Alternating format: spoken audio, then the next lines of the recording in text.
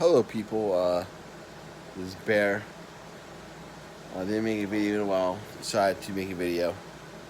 I think one of the reasons why my marriage, well, there's a lot of reasons why my marriage fell apart and went up in smokes. But I'll give you the simple explanation of why. I felt that I always came in last place. I felt that I was always an option but never a priority. I thought that, well, not only did I think, but I knew that her friends came before me, her job came before me, uh, the the money I gave her came before my personal happiness. I felt like more of a cog or an employee or a chauffeur than an actual husband. I mean, she kind of banned all company coming to that apartment. Uh, I have a PS2 now. I have a PS2 now. She did not want that. So when I kicked her out, I was like, hey, I'm gonna get myself a PS2. She was very controlling, very dominating, very exploiting.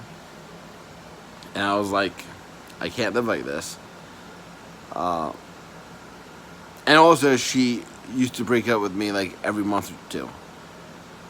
Uh, I mean, we got married in May 2018. A few days, a few weeks before the wedding, she was like, "Oh, I shouldn't even marry you." But I mean, she broke up with me multiple times before that. But before the wedding, like a few days or a few weeks, she was like, "Oh, I shouldn't even marry you." So, whatever, we got married. The happiest day of my life, still. Uh, then she wanted to divorce me as early as September 2018, which was a few months after our wedding. I mean, maybe she wanted to divorce me before that. I wouldn't put it past her. I mean, because from May to September, that's not like 1 or 2 months. So she might have had time before that, but she wanted to divorce me uh, September 2018. And I was like, okay. She took off her ring. We were upstate New York, Dutchess County Fair. She took off her ring and was like, oh, we should separate or we should divorce or we should break up. And I was like, seriously? And then, it was years and years of that repeating itself until, well, we had 2 failed pregnancies, but okay, so let's talk about the last 4 months of our relationship. December 2020, she breaks up. First of all, she doesn't really spend Christmas with me because it's like, whatever. And then she breaks up with me on December 26th, 2020. Like, completely breaks up with me. And I was like, hey, it's your brother's birthday. I'm still open to going to your brother's birthday. Just let me know. So then she's like, okay, you could come to the birthday party. So I went to the birthday party. I'm just being me, the awesome person I am. And then she takes me by the hand into the bathroom and says, oh, I changed my mind. I want you now. It's like, no shit, I am high quality. So I come. I was like, okay, cool. I'm back in the family, even though the family has no idea what's going on. I'm back in the family. Then, January, we find out that we're pregnant. with our second baby, second pregnancy. And also, my friend dies, which I was completely devastated about.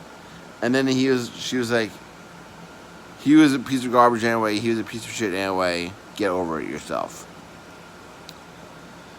That's another story. Then in February, she tries to divorce me and to abort our baby. Now, she says, "Oh, I threatened to divorce you. I left you, but the whole baby thing, like, I could have kept it." I was like, if anything, I would be the single dad and you'd be paying me child support and alimony. Because you're horrible with people. I mean, I am pro people. I mean, she's an extrovert, but I'm the introvert. I have empathy, though. So I'm much more better with people. It's like, hey, if anything, I would be doing that, but whatever. So then we end up getting back together after I pretty much said, hey, I don't want to see you ever again. So, but we made up. But April was very depressing. March was extremely depressing for me. Then, April, the beginning of April, I kind of, was emotionally crushed. And I was like, I can't last, really. Then, April 6th, we find out that our baby is unviable and that it had to be terminated because it did not have a bladder or kidneys. So I was like, okay, that sucks, but it's more the same. So then she ignores me the whole day, hangs out with her friends, and at that point I was like, whatever. I mean, she needs to decompress, she needs to de-stress, and go out with her friends. I mean, it was still bullshit that she went out to her friends and not home to me to hang out with me, because I suffered a loss too, but again, she doesn't really care about me, she only cares about herself. Okay, so then she comes home around 11:30, 11:45, super late. Offers me no emotional support. I was outside waiting for her with a little smile on, because I know she likes my smile, and I hug her and comfort her. And then I come into the apartment. She was like whatever. And then it was the same old bullshit. And then we had a discussion, and then she was gonna leave me again. I was like, you know what? I can't do this anymore, and I kicked her out. I was like, I'm done with this. We're done. And at that time, it was April 7th.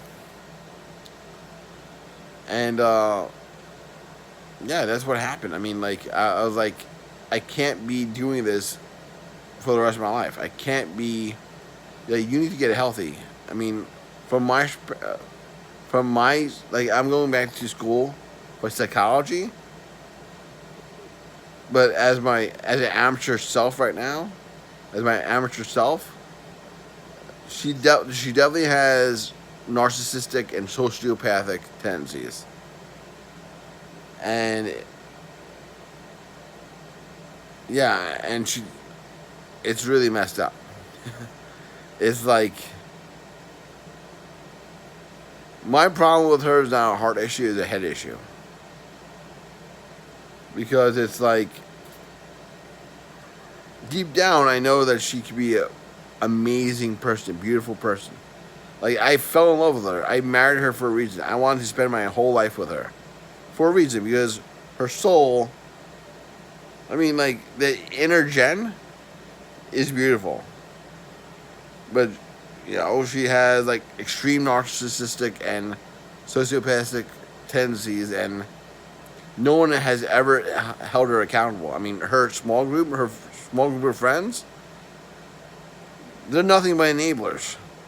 They are nothing but enablers. And, during this process, my respect for them has dropped significantly.